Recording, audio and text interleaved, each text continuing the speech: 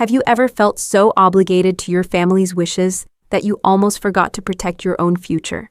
Believe me, I've been there. And my name is Rachel McMillan.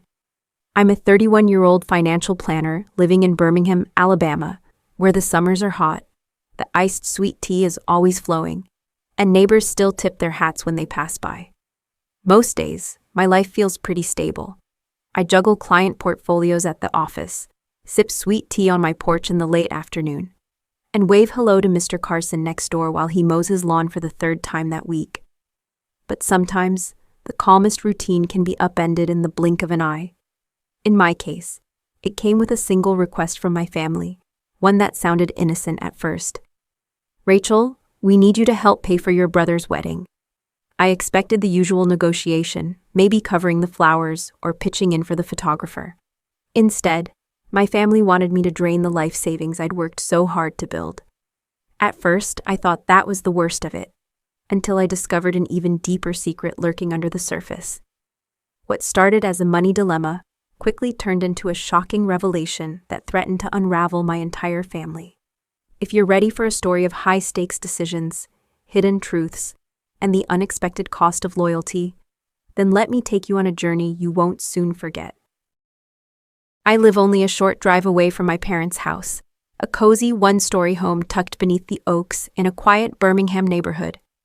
My mom, Evelyn, still decorates the place with floral curtains and porcelain figurines she's collected since I was little. Dad, Charles, can usually be found behind his newspaper, sipping black coffee and minding his own business. He's not one to rock the boat. In fact, he'll happily disappear behind the sports section until the storm passes, no matter how high the tension gets. My younger brother, Connor, is 28 and newly engaged to Lucy Sharp. Lucy's family is old money around here. They're the type who sponsor local galas and have their names engraved on park benches and library wings. Mom is thrilled to have Connor marry into their circle. She's already daydreaming out loud about weekend invites to the Sharp family's country club, or fancy charity dinners where she can rub elbows with the city's movers and shakers. It doesn't hurt in her eyes that Lucy is strikingly beautiful and sweet to a fault. I actually like Lucy. She seems genuine enough, but she comes with a level of wealth my mother finds irresistible. Connor is pretty used to being the center of attention. Ever since we were kids, I've been the workhorse and he's been the show pony. Growing up, if the money ran short, Dad would shrug, and Mom would say something along the lines of, "Rachel, you're sensible. You can manage with less. Connor needs these opportunities more." Over the years, that need has included everything from private pitching lessons in Little League to an extended European vacation after his college graduation. I can't recall a single time Connor was told no. My personal favorite, and by that, I mean least favorite, moment of enabling happened 3 years ago, when Connor lost his expensive designer watch during a weekend trip to Atlanta. Mom insisted I sell my old paid-off sedan to help him replace it.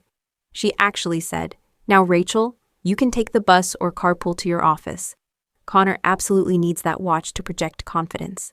I remember standing in our driveway, just staring at my beat-up Toyota Camry as it disappeared on the back of a tow truck, thinking, is this seriously happening? Time and again, I've heard Mom's constant refrain, "Family helps family, Rachel. Don't be selfish." I used to grit my teeth and remind myself I was the older sibling, the responsible one. If anybody could handle making sacrifices, I supposed it was me. But there's a fine line between supporting your family and getting taken advantage of. Every time I parted with my savings, whether it was to help pay off Connor's credit card debt or to fund his new side hustle, I told myself it would be the last time. Of course, it never was. So you can imagine my skepticism when Mom started gushing about Connor's wedding plans, hinting that I might want to chip in for the sake of family. Deep down, I knew this wouldn't be a simple loan of a couple $1,000s. No, this was going to be big. And I could already feel my jaw clenching at the thought of yet another sacrifice for my golden child brother. Little did I know, the most shocking part wasn't just about the money. It was about to get a whole lot more complicated than that. I still remember the exact moment Mom dropped the bombshell. It was a bright Sunday morning, and the four of us, Mom, Dad, Connor, and I, were gathered around the kitchen table, each with a plate of scrambled eggs and toast. My father, Charles, had his newspaper propped up against the salt shaker, as usual.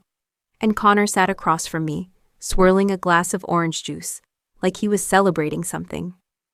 Meanwhile, Mom, Evelyn, was in full hostess mode, wearing a wide smile that felt just a little too practiced. "So," she said, her tone light but purposeful, "Connor and Lucy have decided they want a beautiful destination wedding.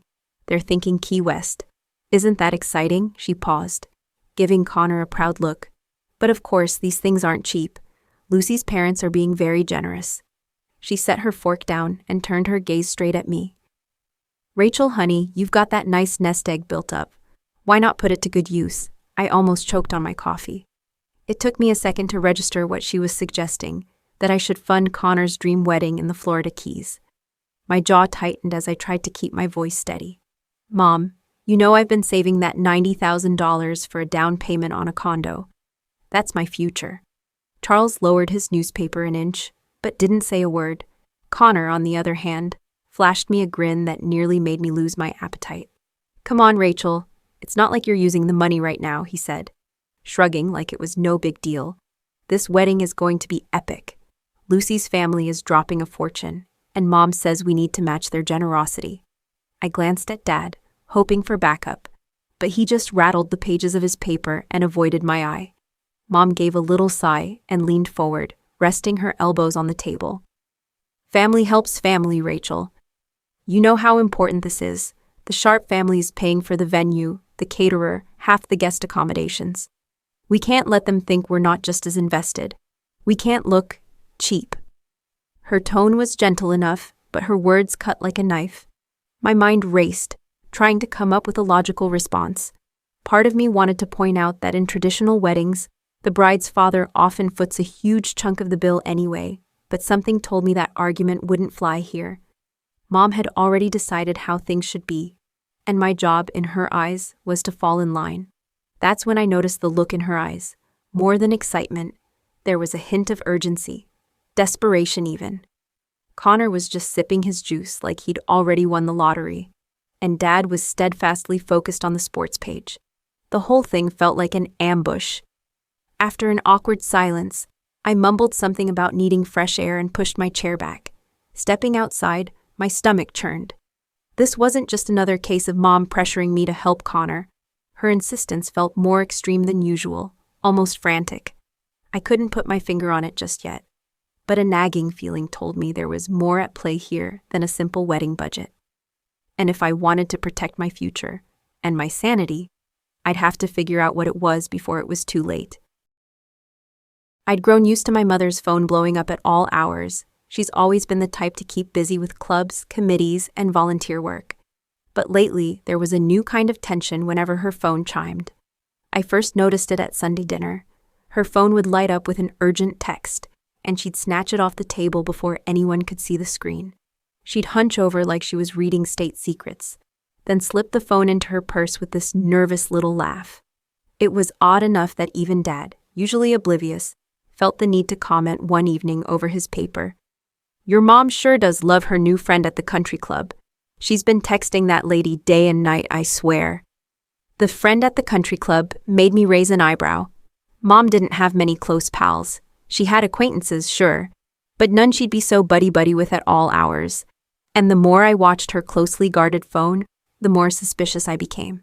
She'd avoid leaving it in a room with me, and if I walked in unexpectedly, she'd slam it face down on the nearest table, as if I were an undercover agent about to blow her cover. Then came the night I found myself alone in my parents' living room, wrestling with wedding spreadsheets. I'd been coerced once again into helping Mom finalize the guest list. She and Dad had gone out for a stroll, and I assumed I'd have a peaceful hour to tick off names. But her phone, charging on the kitchen counter, interrupted my concentration with a shrill ding. Normally, I'm not the type to snoop, but I felt a nagging sense of dread in my gut. Like I already knew whatever was on that screen was bigger than just wedding-related. Taking a deep breath, I tiptoed into the kitchen and glanced at the phone's lock screen. My heart nearly stopped. A preview text read, "Henry Sharp, Lucy's dad. Missing you already. Last night was unforgettable." For a split second, I considered stepping away, pretending I never saw it. But curiosity and a sense of protectiveness had me unlocking the phone. It wasn't hard to guess Mom's passcode. She'd used her birthday for everything since I was a kid. Within seconds, I was scrolling through a text thread that made my cheeks burn with anger and embarrassment.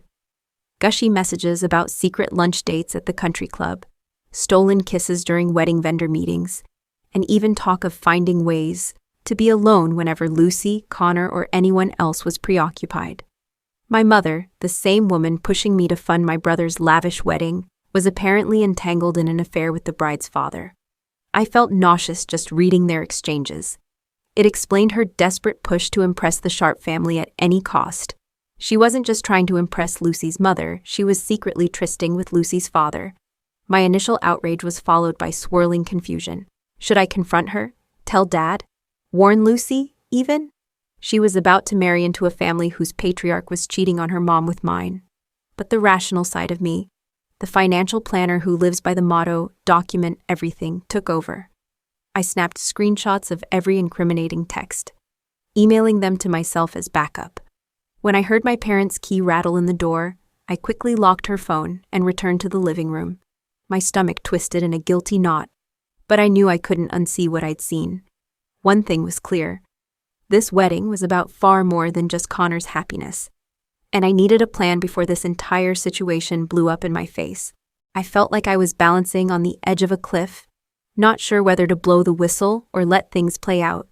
On one hand, my mother's behavior was infuriating, using my money to fund a spectacle that doubled as a cover for her affair. On the other, I was deeply concerned about Dad, who had no idea what she was up to. Then there was Lucy, sweet and unsuspecting, building her dream wedding with no clue that her own father was entangled with her future mother-in-law. Unable to handle the stress alone, I decided to call my best friend Jennifer. She and I met years ago at a professional networking event, bonding over our shared love of spreadsheets and strong coffee. Jennifer was the kind of person who cut right to the chase. If you wanted sugarcoating, she wasn't the friend to call.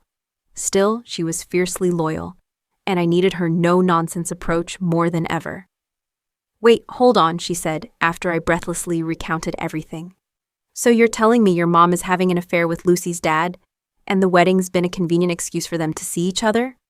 A pause crackled on the line. "Rachel, this is next-level scandalous." Her tone was a mix of horror and fascination. "Tell me about it," I groaned, pacing my tiny living room. "I've got screenshots of their messages. It's gross.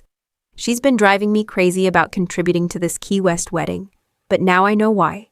She wants to keep up appearances and stay in Henry Sharp's orbit." Jennifer didn't miss a beat. "That explains why she's so adamant you cough up a fortune. The Sharp family would probably balk if your mom wasn't chipping in. This wedding is the perfect public display of unity, for them. Meanwhile, you're the one paying the bill." I sank into my sofa, burying my face in my free hand. I just can't believe she's gone this far. Dad is completely in the dark, which makes me furious on his behalf. And Lucy, she's a nice person, Jen. She doesn't deserve to have her wedding turned into some cover-up. "You need evidence," Jennifer said bluntly. "Show them what's really going on if it comes to that. But be prepared. This could blow your family wide open. People like your mom and Henry don't usually react well when cornered." My stomach twisted as Jennifer rattled off the clues she'd quietly dug up on social media. Apparently, Lucy had posted a few photos with captions like, "Dad and Evelyn on a vendor run. So grateful they get along so well." In every photo, it was just the two of them, beaming at the camera. The more Jennifer and I pieced it together, the more obvious their pattern became. Vendor visits, scheduled whenever Lucy was busy with work, and Mom could slip away from Dad unnoticed. Eventually, we fell quiet, both taking in the gravity of it all. I stared out my window at the tree-lined street, wondering how Dad and Lucy's mom could be so oblivious. Did they sense something was off? Or were they just caught up in the wedding whirlwind and missing all the red flags? Jennifer finally broke the silence with the question I'd been asking myself. "What are you going to do, Rachel? Just sit back and pretend everything's normal?" I sighed, my throat tight. "I can't. It's not just about money anymore. They're using me and my finances to keep this whole charade going. I have to figure out a way to stop it, or at least expose it. But how do I do that without destroying my dad and Lucy in the process?" I knew I needed a plan and fast, because if my mother had her way, I'd be pouring my hard-earned savings into a farce of a wedding, blissfully unaware of the real reason she needed it to be so grand. And I couldn't let that happen, not without a fight. Evelyn's demands came at me like a relentless wave. Phone calls at odd hours, texts that piled up during my lunch break at work, even voicemails left at 6 a.m. Each message had the same pushy undertone. Rachel, we need that final check by next week. I've already told the Sharp family we're on board, and we simply can't look foolish now. According to Mom, there was always some urgent deposit that had to be made. Venue costs skyrocketing, a last-minute vendor upgrade that Lucy's folks expected us to match. My frustration built with each new request. Not to be outdone, Connor threw in his 2 cents too. Rach, you're making a big deal out of nothing, he told me one afternoon when I swung by my parents' place. I get that you've been saving for a condo or whatever, but you can always save again. This is my wedding. I need my sister on board. I had to clench my jaw to stop myself from blurting out exactly what I thought of his carefree attitude. A little money, he called it. Under my breath, I muttered, only in my family could 90 grand be a little money. Meanwhile, Lucy was growing suspicious herself, but for entirely different reasons. She showed up unannounced at my apartment one evening, wringing her hands like she wanted to spill a secret but wasn't sure how. Rachel, she said, her voice shaky. Have you noticed anything off about my dad lately? He's taking these odd phone calls late at night and disappearing on his lunch breaks. He says it's business, but he's not fooling me. I forced a neutral expression. Resisting the urge to blurt out what I knew, Lucy had no idea Henry was seeing Evelyn, and I couldn't bring myself to be the one to break that news, at least, not yet. It could be wedding stress, I offered, trying to sound casual, even though my heart pounded in my ears. Everyone's a little on edge, Lucy nodded, but her eyes were haunted. It was clear she sensed something bigger was at play, though she couldn't fathom it might involve my mother of all people. Finally, after another week of Mom's non-stop pestering, I decided I couldn't keep my discovery to myself any longer. One evening, I cornered her in the kitchen while Dad dozed in front of the TV in the living room. Mom, I said, lowering my voice, we need to talk about these texts. She feigned ignorance, her eyes darting sideways. Texts? I'm not sure what you mean, dear. You know exactly what I'm talking about, the ones between you and Henry Sharp, I hissed, trying to keep my volume down so Dad wouldn't hear. I saw them. I have them saved. Why are you using Connor's wedding as a cover for this affair? Her lips pressed into a thin line. You're mistaken, she snapped, chin raised in defiance. Henry and I are just planning details for the ceremony. Isn't it enough that you've refused to help your brother wholeheartedly? Must you sling baseless accusations too? I couldn't believe how quickly she turned the blame on me. Any shred of guilt or apology was non-existent. Instead, she launched straight into a lecture about my responsibility and how family ties should be more important than my petty suspicions. Furious, I realized there'd be no quiet resolution here. If Evelyn wouldn't come clean privately, maybe it was time for a more public confrontation, one that would force the truth out into the open, whether she liked it or not. I spent half the night on the phone with Jennifer, going over every possible way I could blow the lid off Mom's affair without completely derailing Lucy and Connor's marriage before it even began. I felt torn. On one hand, exposing Mom's relationship with Henry Sharp could devastate Lucy's family. On the other, I couldn't let them keep trampling over my finances just to maintain their cover. Jennifer, ever the practical problem solver, finally suggested a middle ground. You have to let them know you won't be guilted anymore, but maybe there's a way to do it so Connor and Lucy still have a chance, if they even want to go through with this wedding after learning the truth. We spent another hour hashing out details.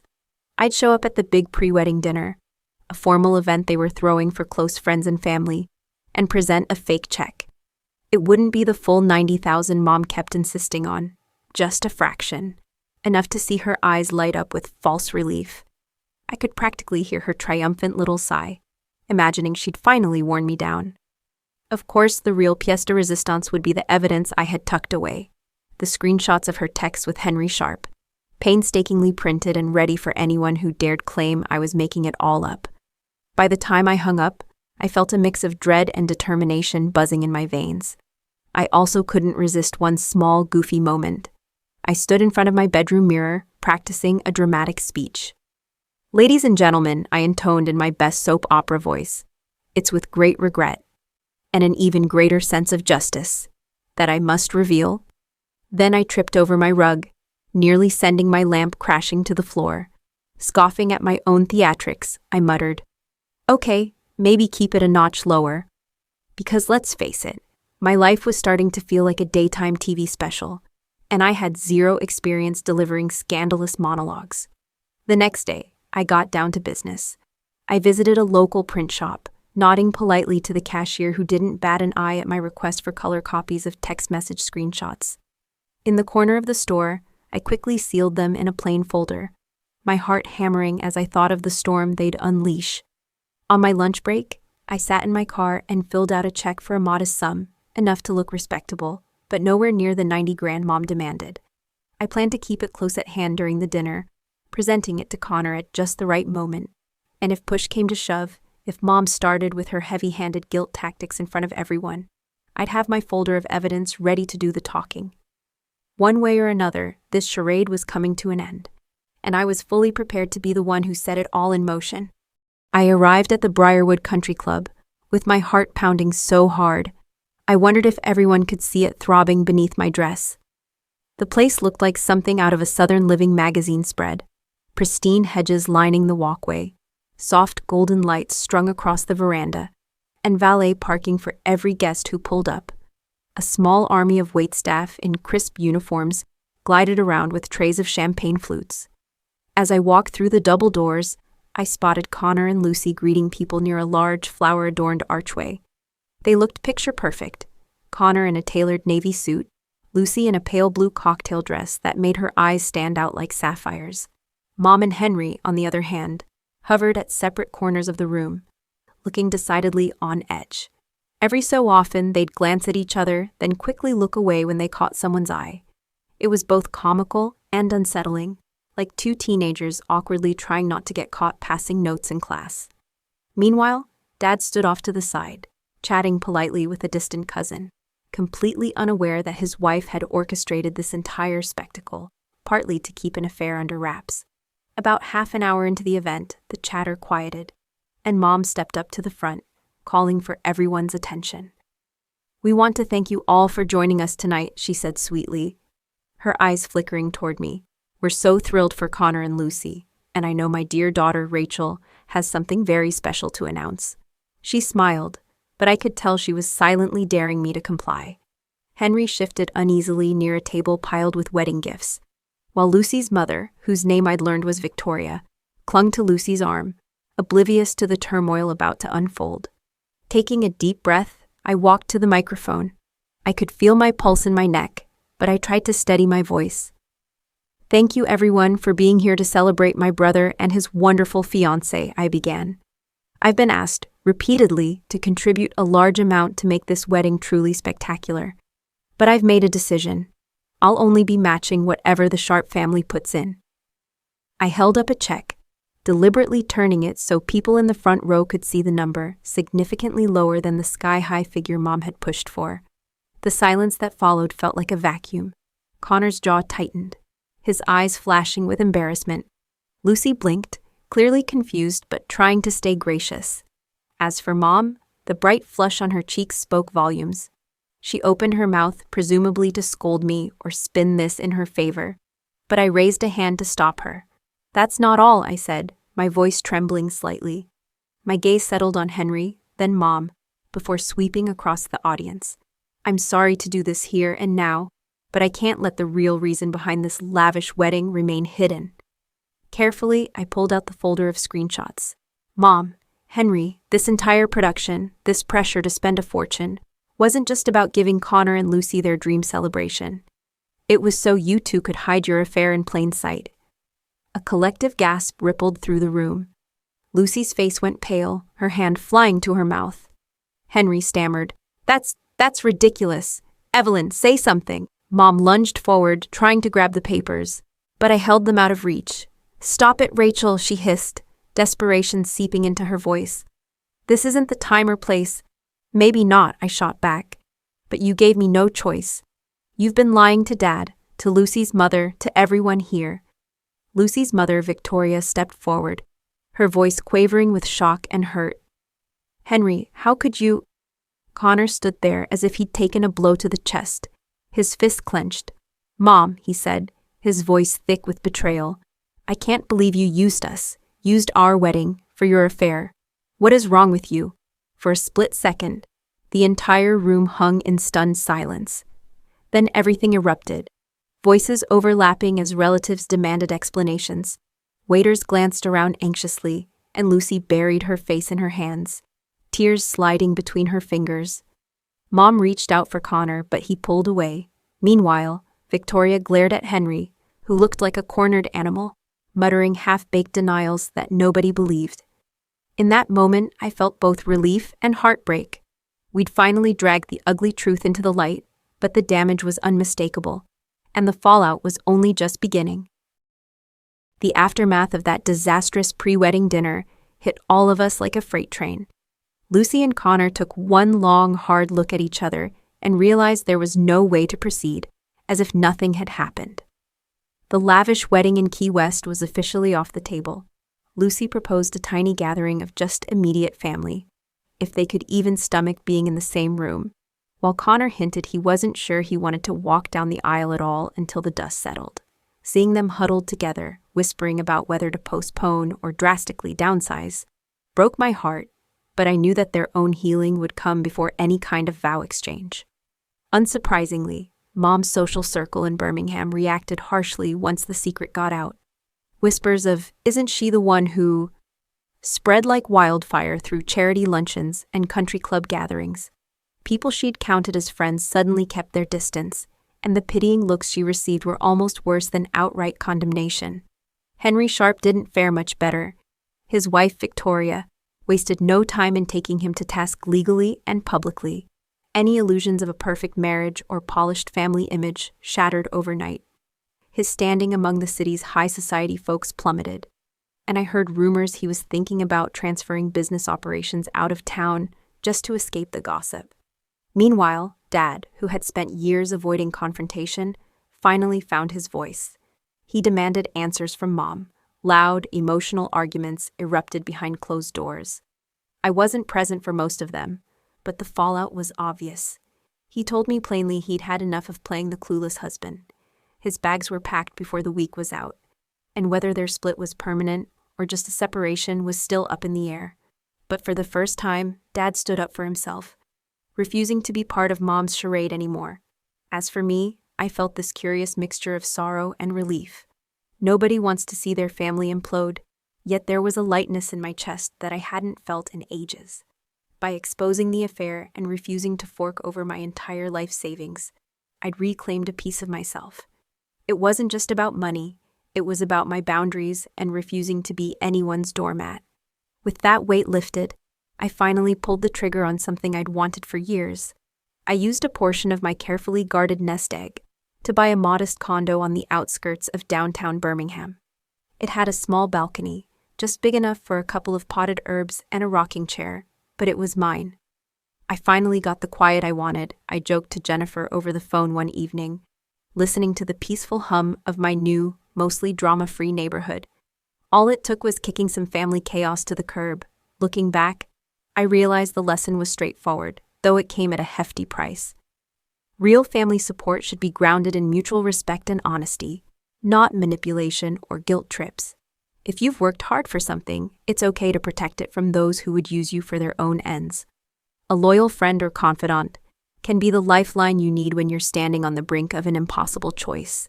In the end, my condo felt more like home than any place I'd ever lived. And though my family was in tatters, I had hope that, over time, we might rebuild something more genuine, without the lies and betrayals. Because sometimes, the only way to find true peace is to let the house of cards fall.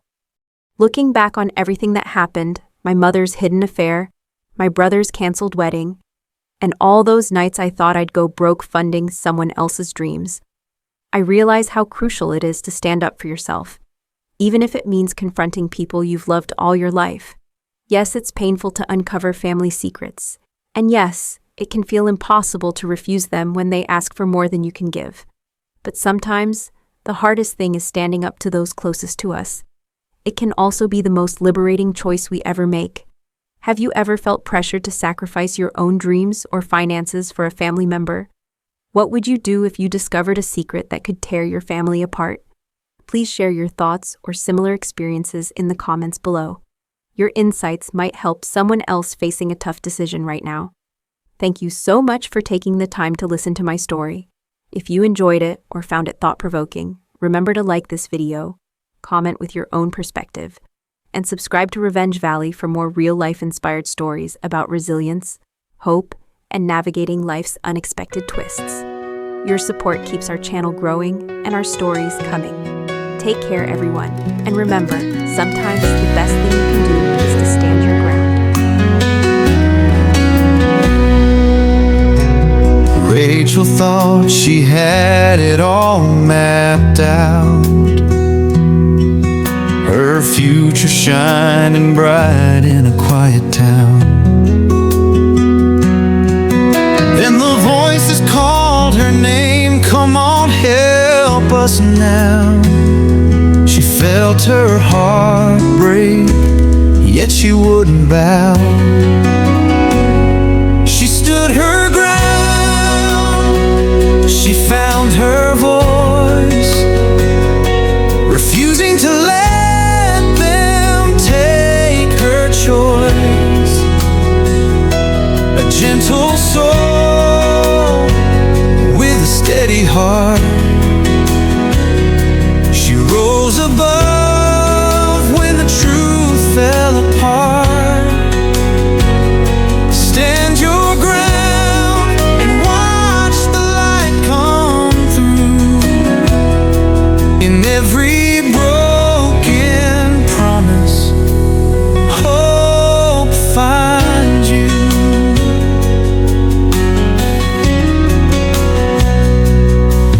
Her dreams on hold, her savings on the line. She learned that family bonds can twist with time.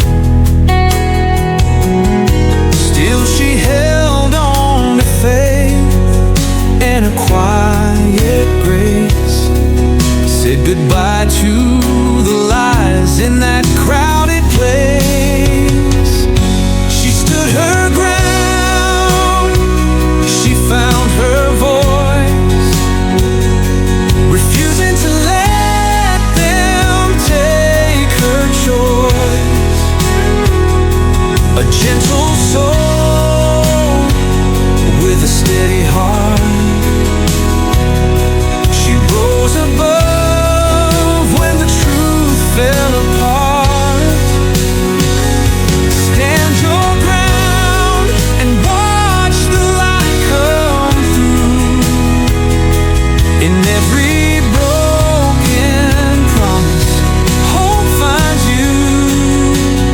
In the rubble of secrets, she found a home of her own, a safe space to heal and know she's never alone. The past can fade, the hurt can mend, when you learn to be your own best friend. She stood her ground, she found her voice, refusing to let